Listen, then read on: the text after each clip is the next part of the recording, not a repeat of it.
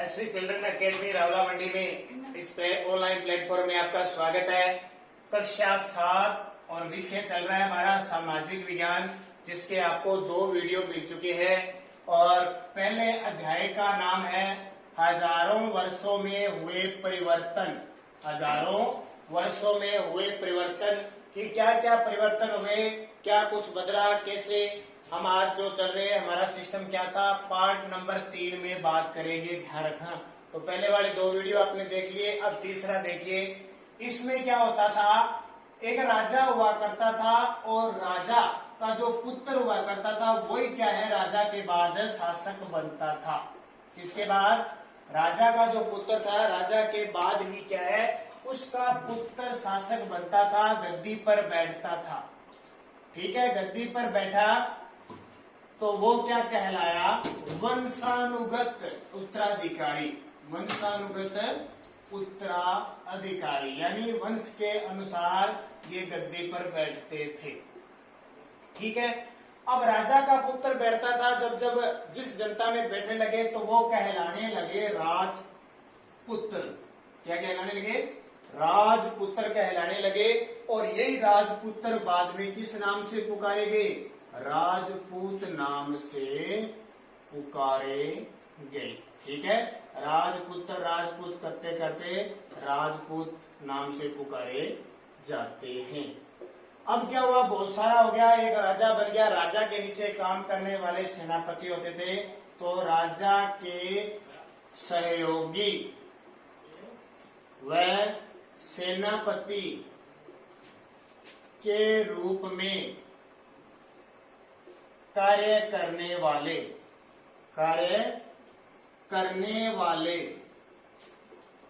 वालों को सामंत कहा जाता था। सामंत कहा जाता था। ये सामंत क्या करते थे, सेनापति के रूप में या सहयोगी के रूप में राजा की सहायता करते थे, और राजा उसके बदले उन्हें ठिकाने देता था, जगह देता था। ठीक है, जगह देता था, उन्हें पद देता था अलग अलग, और बहुत सारी जमीन वगैरह, और उनके परिवार की रक्षा करता था। परिवार की रक्षा करता था किन, उन सामंतों की, ध्यान रखना। फिर इसके बाद धीरे धीरे क्या हुए, सामंत हुए, और फिर क्षेत्रीय लोग रहने लगे। क्षेत्रीय लोग समूह में रहने लगे। कैसे, जैसे जाट अलग हो गए, कुम्हार अलग हो गए, बढ़ई अलग हो गए, राजपूत अलग हो गए।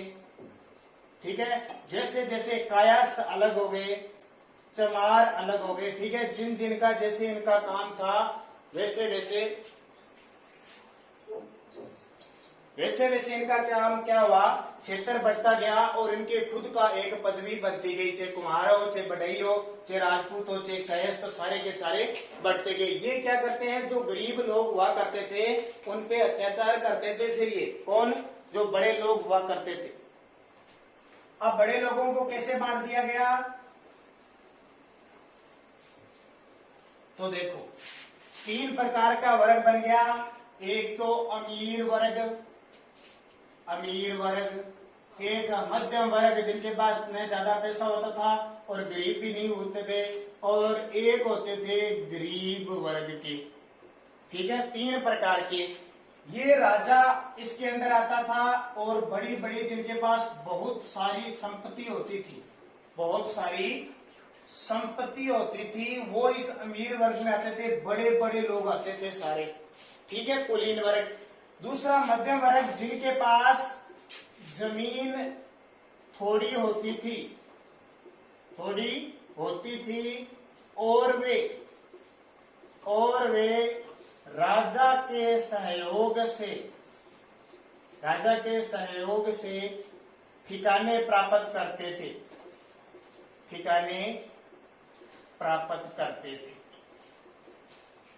ठीक है, 2 हो गए ये जो। अब देखो, ठिकाने प्राप्त कर लिए, और इनके पास ज्यादा जमीन नहीं थी, मध्यम वर्ग के आगे।